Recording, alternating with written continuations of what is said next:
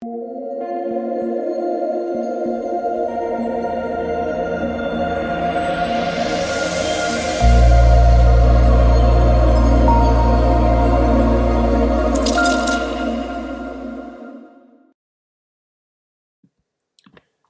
what is going on, guys? This is DK. Back at you with another video here. Today on the 4-game CSGO slate that's at 3 a.m. Eastern and the 2-game slate that's at 9 a.m. Eastern. If you guys are new to the channel, my name's DK. I make daily videos breaking down NBA, NFL, PGA, and esports daily fantasy sports slates. Esports including Call of Duty, League of Legends, and obviously this one, Counter-Strike CSGO. Again, guys, I just wanted to say thank you so much for all the support. We're closing in on 3.5 thousand subscribers. I believe we're at 3.48 right now. So if you enjoy all this free content, if you'd leave a like button, subscribe to the channel if you haven't already, and hit the notification bell. If you're listening to this on Apple Podcasts, it's just the DK DFS show. The link is in the description below. If you could take a minute out of your day, leave a 5-star rating and review, that would also be greatly appreciated. But yeah, with that out of the way, let's jump into the video. Just want to say again, hope you guys all had a good Sunday. Apologize for not uploading a video for the TBT and Call of Duty slate. Just took the day off, but again, back at it here for CSGO. I'll have a video up for the showdown for the TBT slate, which is tomorrow, later tonight. Be on the lookout for that. And then also PGA. I'll have a video working my spreadsheet now. I'll have a video for that tomorrow night as well. All right, so first, talk about the slate, the 9 to 5 slate that starts at 3 a.m. Eastern. So let's go over some of the odds here for these games. So we have Hard Legion versus Avez. This one's basically a pick 'em. Avez, slight favorites are minus 122. Team Secret versus AGF, kind of the same thing, right? Almost a pick 'em. Team Spirit, slight favorites minus 127. Gambit Youngsters versus Simon. Gambit are the biggest favorites of the day, minus 323. Then Endpoint versus Alternate Attacks. That one's straight up a pick 'em, but Endpoint, the smallest favorites are minus 115. So yeah, obviously looking at these odds, right, you have 3 games that are basically pick 'ems, and then one where, Gambit Youngsters are decent favorites, right? We've seen bigger upsets, though. So let's start with the first game here, and Hard Legion versus Avez. So on paper, Hard Legion, you'll probably recognize some of these names a little bit more than the Avez side, but they've kind of been struggling recently. If you look at the last three games, they've lost the last 3, whereas Avez come in winning 4 of the last 5 games. Again, Hard Legion does have the better overall world ranking. They're 31st overall, whereas Avez is 57th. But recent play, and I have got to watch a little bit of this Avez team. Right now, I might slightly give the edge to Avez. I think I like that side a little bit more. I think, probably the Hard Legion side will be more popular because, again, they're the better ranked team overall. They have some bigger names in here like Forrester. But yeah, I don't know. I think I'm slightly leaning towards the Avez side right now. But let's talk about the Hard Legion side first. So, in games where they're pick'ems, I don't want to consider the value plays. Now, again, these are best of 3s, whereas the slate at 9 a.m. is a best of 1. But yeah, the value guys like Kinky and Spyvat are just stay away from me. The other 3 are certainly a play, though. Crad, Forrester, and Rage. Crad and Forrester, you can tell by just looking at the numbers alone, they're the guys that are going to be holding the power positions, right? They're a little bit more of the aggressive players, whereas Rage, maybe more of the sit-back guy, right? Because he has 0.65 kills per round, 0.61 deaths per round. Forrester 0.72 and 0.69, and Crad 0.75 and 0.7. So Crad and Forrester are the 2 highest priced guys. Rage is close to them too, but I definitely prefer Crad and Forrester. Personally, I would probably rank them Forrester 1, Crad 2, and then Rage 3. Again, the bottom 2 guys I would not have any interest in. Since this is a best of 3, I think stacking might become a little bit more viable, just because the 2-0 sweep, right? That 2-0 sweep bonus. But yeah, that's really my thoughts on Hard Legion. On the Avez side, there's obviously one guy I really like. Key is coming in at 8K. He's got great numbers: 0.79 kills per round, 0.71 deaths per round, almost a 1.2 rating 2.0. That's really, really good. He's been in good form here too. Went for 76 and 49 that most recent game. So yeah, I do have a good amount of interest in Key at 8K. He is up there as one of my favorite plays for sure. But I think there are some other interesting plays in this team. Narot's a guy I'll stay away from. Again, in games that are basically pick'ems, I don't want to consider the value plays unless you're just getting like a super contrarian dart throw play. But even then, I don't think I get to him. So he's a cross off. But Biley, Marcos, and Kyler are all in play for me. Let's take a look at some of their numbers. So Marcos coming in at 0.69, kills per round 0.62, deaths per round a 1.07, rating 2.0. Kyler coming in at 0.68 and 0.67. Biley coming in at 0.72 and 0.66. So those three have relatively similar numbers. Biley definitely has the best overall. He's only 600 more than Marcos, only $1,000 more than Kyler. Probably like him the next most. I would probably go... I'll probably rank them in order here at their price with Kai, Biley, then Marcos, then Kyler. But I think those four are definitely in play again. My favorite is for sure Kai, because he's the guy that can really, when he's playing well, really put up a big game. Or he almost put up 100 that last game. Vaz have been in good form. So, yeah, really like Kai. I think Biley and then Marcos would be my next favorite plays here on this team. Next, move on to the Secret versus AGF game. Again, if you look at the odds, it's basically pick'em. 3 of the 4 games are basically pick'ems here. We have Secret coming in as the 65th ranked team overall in the world. AGF coming in at 53rd. If you look at their recent play, both have been in relatively good form. Secret have won 4 of the last 5. AGF have won 3 of the last 5. Secret did win in a best of 1 over AGF, but that was recently, 5-29, and that was really close. What was that, triple overtime, or was that quadruple overtime? Whatever. Obviously, you know it was a close game, so these are 2 evenly matched teams. The odds say so as well. So let's take a look at some of these plays here. First, let's look at the SEC, or the Secret side, I should say first. Mally is a new addition to the team. Now, he has, if you look at his numbers, they look amazing, right? A 1.32 rating 2.0, 0.9 kills per round, 0.69 deaths per round. But if you dig into it a little bit more, it doesn't look as good. Now, this would be his first game on this team. If you look at Secret's most recent game here against Saw, you can go over and see that he was not on the roster. So again, this is his first game with the team. He has those numbers, but if you look at it, it's for the last 3 months. He has played, what, a game May 30th, a game on May 17th, and then, what, April 2nd. So, basically, he's played 2 or 3 games in the last 3 months. And one of those teams is Kings, who don't know a whole lot about, honestly. He did have a good game there, went 46 and 26, but that's kind of boosting his stats for a team that is, well, let's go to Kings. Where are they? They've only played 11 maps total. Yeah, this is not a top team, right? So that's why I think you can the numbers are a little bit.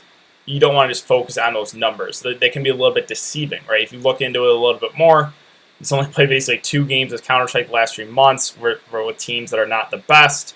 Now he's on a little bit better team here. So obviously I still have interest, but I think people will just look at those numbers, because a lot of people are using HLTV or .org now as a research tool to research and just kind of plug and play them. I'm a little bit not as excited, right? I still think he's in play, but that does worry me a little bit with the fact that he just hasn't played a lot of CSGO here recently. And yeah, let's talk about the other plays here. So Synopses, basically stay away there. Percy, probably stay away as well. SMF coming in around a 1 kill death ratio the last 3 months. And then Anarchs coming in at 0.72 and 0.64 as far as kills per round, deaths per round. Anarchs coming in at 8.8k. Yeah, I mean, that seems a little bit pricey, right? I'm not going to lie. He looks good. His numbers look good, but 8.8k feels like a lot. Again, Mally for 9.2 also kind of feels like a lot. SMF at 6.8, I have a little bit of interest there, but not a whole lot. All in all, this team in general, for just like their price points don't look the best here. So not super excited about a lot on this side. On the AGF side, I think the price tags just look a little bit better. So let's take a look at some of these guys, right? So you have Lukey coming in basically 1.0 KD the last few months. Christou coming in not the best, 0.59 and 0.67. TMB coming in at 0.74 and 0.69, a good 1.14 rating 2.0. That looks pretty good. Dafu, a new addition to the team, 0.65 and 0.63. And then Frozlov coming in 0.73 and 0.65. So TMB and Frozlov are the two guys that I'm most interested in this team. TMB coming at 8.6, Frozlov coming at 7.6. So those two look good, and for his price, I like Frozlov a lot there at 7.6K. I think it stands as one of the better plays of the slate. Dafu I have a little bit of interest in, but I believe this is his first game with this team. So that's how I kind of rank those plays there. Let's move on to Simon versus Gambit Youngsters. So this is where we have, Gambit Youngsters pretty heavily favored. So now it's gone down a little bit, right? It was minus over 300. Now it's down to minus 278. Let's start with the Simon Gaming side. So if you look at the teams first, I guess we have Gambit coming in at 30th ranked overall. Simon coming in at 41st. Their recent play, the head-to-head is the thing that stands out to me. Gambit Youngsters 8-0 over Simon Gaming. And some of those games have not been close, right? 16-5, 16-7. These games, some of these are recent too, right? June games. So I think, Gambit is favored for a good reason. But, Gambit have lost 3 of the last 5 games, where Simon have won 4 of the last 5. So, sure, right? You can make an argument. You can make an argument for Simon. Let's talk about the Simon side again first. So, let's go over some of their numbers. Nealon coming in at 0.63, Killstone 0.73 deaths per round. I have no interest there. Kia is coming in at 0.68 and 0.7, about a 1.0 KD. Norbert, kind of the same thing, slightly negative. Mao coming in, the only guy slightly positive, and Kato, negative. I have no interest there. So I think, Mao is the guy that I have the most interest in at 7K, and Kia's is the most expensive at 8.2, but it doesn't really make sense for me to get to him. Kia's, when Mao actually has better overall numbers, a better overall KD, better rating 2.0. So, Mao definitely stands out the most to me. I think I'm only considering him as maybe a one-off. Can you stack Simon Gaming? Sure, it's going to be very contrarian since they are the biggest underdogs of the slate. I think a lot of people will stack Gambit Youngsters. Mao would be the guy that I like the most on this team, probably followed by Kiaz, even though he's priced up a bit. I shouldn't say that. I would probably say Norbert over Kiaz, because both those two have similar numbers, and Norbert is way cheaper. So probably Mao 1, Norbert 2, Kiaz 3 for me on the Simon Gaming side. Now let's talk about the Gambit Youngster side. So this team's pretty good. I know they've been, struggled recently, right? Only winning 2 of the last 5 games, but they have some talent here. They've hung in with some really good competition, like some of the top teams.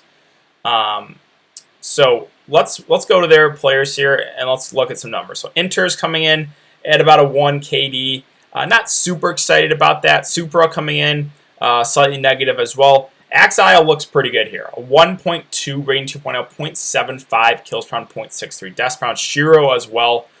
He is an up-and-coming star in this game. I've got to see him a few times. I love him, even though he's priced up. 0.77 kills per round, 0.55 deaths per round. A 1.26 rating 2.0, and then Nafny coming in 0.64 and 0.69. So obviously the two plays that stand out to me are Shiro and Axile, just looking at the numbers. Shiro 9K, I know that's expensive, but he's a spend up I want to get to the most in the slate. I really like him, even at an elevated price. And I love Axile for his price, 7K. Those two are 2 of my favorite plays of the slate. I think a lot of people, they're both going to be high owned, right? Because they're the biggest favorites of the slate. The price tags looks good, especially in Axile. So they're going to be really popular, but probably 2 guys I'll be eating the chalk on. Now, I think you can run a 3-man stack if you want to and hope for the 2-0, right? They probably have the best chance to win 2-0 since they're the biggest favorites. So I think you could consider some of those other value guys, right? Nafny, slightly negative. Supra, slightly negative. Inter, slightly. They're all pretty similar plays. So I guess I would probably just go with the cheapest, and Inter's at 5.6K is my next favorite play there. But yeah, overall, Shiro, Axile look really, really good to me. Lastly, let's talk about Endpoint versus alternate attacks. Again, this one's a pick'em. Let's look at the prices here. First on the EP side. So there's a play that stands out to me on the Endpoint side a lot. But let's go over the numbers here. So Mighty Max, probably a stay away from me. Robin, I think, is okay, coming in at 1.0 KD. Crucial coming in a 0.74 kills per round, 0.63 deaths per round, a 1.15 rating 2.0. I really like him for his price. Thomas coming in a 0.71 kills per round, 0.65 deaths per round, a 1.13 rating 2.0, and then Surreal coming in a 0.7 and 0.66. So we know those numbers. Now let's take a look at their prices. So it's Thomas, then Robin, then Crucial way down here at 7K. I think that looks really good. For a guy that has the best numbers on the team, he's the third cheapest. Right, he has the best rating 2.0. He has the best kills per round. He's the best KD. I think Crucial is also one of my favorite plays at that price. I know, again, this game's a pick-em, but he really stands out as one of the better plays right now. Again, Robin. Sorry, guys. Allergies are still killing me. Robin and Thomas, I think, are still in play too, but Crucial really, really stands out to me. But those top three guys would be the guys I consider. Mighty Mox, Surreal. Well, I shouldn't say that. I think... Hold on. It's Robin that's coming in at about a 1. He's priced up at 7.8K, so that doesn't make a whole lot of sense, right? So Mighty Max is the guy that I don't want to get to at 5.8K. Yeah, I don't think I want to get to him. Surreal is coming in. Okay, so this is where they made another misprice here. Surreal also looks really, really good. Coming in at a 5.2K price point. Yeah, I have a lot of interest here. For a guy that is... over a 1.0, he's 0.7 kills per round, 0.66 deaths per round, a 1.1 rating 2.0. He is, you could argue, the second best behind Crucial if you're just looking at the numbers. So I really like Crucial first price. I really like Surreal first price. I think those two are two of the most mispriced guys on this slate. So those two really stand out to me. If I had to pick a third, it would be Thomas at 8.4K. Robin at 7.8. I just don't think we have to do it, and then Mighty Max is a stay away. And then lastly, let's talk about alternate attacks. Well, I guess we could look at also the head-to-head history between these two teams. Again, very even, 7-7. Both teams are in good form. Alternate attacks have won the last 5. Endpoint have won 4 of the last 5. So, yeah, let's take a look at some of these guys' numbers. Stiffen, I believe that's how you pronounce his name, coming in at 0.7 kills per round, 0.61 deaths per round. Slacks coming in at 0.71 and 0.58. Cressy coming in at 0.76 and 0.63. Mirbit coming in at 0.68 and 0.61. And Scrunk coming in at 0.63 and 0.69. So he'd probably be the one cross-off for me. But everyone else has pretty good numbers on this team, right? And they've been in good form. So another team that I think looks pretty decent. Two guys that stand out for their prices, I think, are Mirbit and Slacks. 6.2 and 6.6K. And if you look at their numbers, they both have good numbers, right? Slacks especially, 0.71 kills per round, 0.58 deaths per round. He's coming in at 6.6K. So I think this last game is where Draftkings really mispriced some of these guys. So I like the price points on both these teams a lot. Yeah, I think I think the key to the slate right now is getting this last game right, because there are some severely underpriced players on both sides of the game. I think you can play players on both sides if you think it's a close series. Again, it's a pick'em. It's been 7-7 in the history between these two teams. So I think that's certainly a viable strategy. But yeah, I think the price points, again, in this game look the best. All in all, quick recap. Again, for a cash game setting, I'd probably look to Gambit Youngsters. I'd probably try to get at least 2 of those guys. And then, there are some mispriced guys here. I think I like the Vez side slightly more than the Hard Legion side, but yeah, Kai really stood out to me on the Hard Legion side. Probably Force would be my favorite play. The Secret side, there's not a whole lot that stands out, honestly. I feel like guys are a little bit overpriced or just don't really stand out to me. On the AGF side, I think Frolosov looks the best there. Simon, if I was going to use a one-off, probably would be Mao at 7K. And the Gambit Youngster side, again, you guys know I really like Shiro, Axile. Endpoints, again, there's some severe mispriced price guys here with Crucial and Surreal. And then on the AAT side, Slacks, Mirbit, but STFN also looks decent at 7.4K. Yeah, there's a good amount of good plays in this last game. So I think getting that game right will be key on the slate. And now let's move on to the 2-game slate at 9 a.m. And just, again, a quick recap here, or just for note, the 9 a.m. slate is best of 1. So let's take a look at these odds for this best of one slate for the Malta Vibes slate. So we have Pact and Singularity. Pact coming in the biggest favorites of the day at minus 250, and then Fate versus Budapest 5. Fate slight favorites at minus 141. We'll start with the Fate versus Budapest 5 game. Looking at the public winners, or the public who they think is going to win, Budapest 5 are 70% to Fate's 30%. Now, Fate has a better overall ranking of 45th to 82nd. Looking at the head-to-head, Fate did win 2-0. But, closer games, right? The game went to triple overtime at 16-11.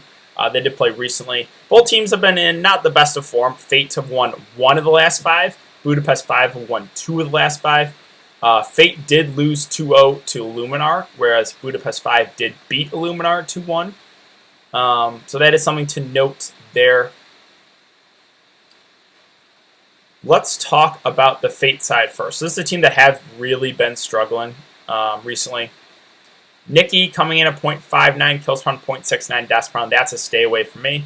Blocker coming in at 0.69 to 0.73, so slightly negative.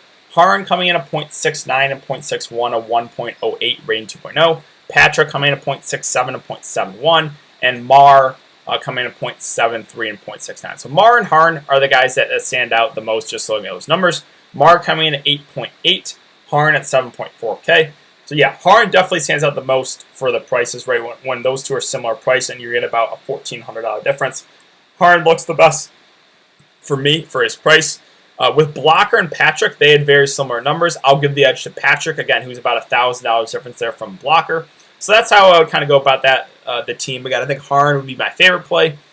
I think Mar is still in play at 8.8. And then, for a cheaper option, I prefer Patrick. Patrick and Blocker have similar numbers.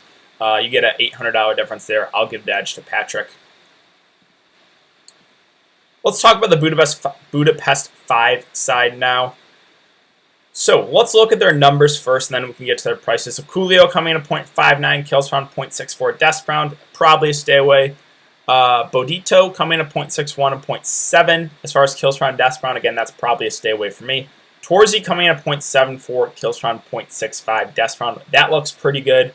Corey coming in at 0.73 and 0.7, not bad. And then Fleeve coming in at 0.75 and 0.69. So those three in the end on the right-hand side of the guys that I want to target here on this team. Torzy's 8.4, Corey is 7.6, and Fleeve is 6.8K.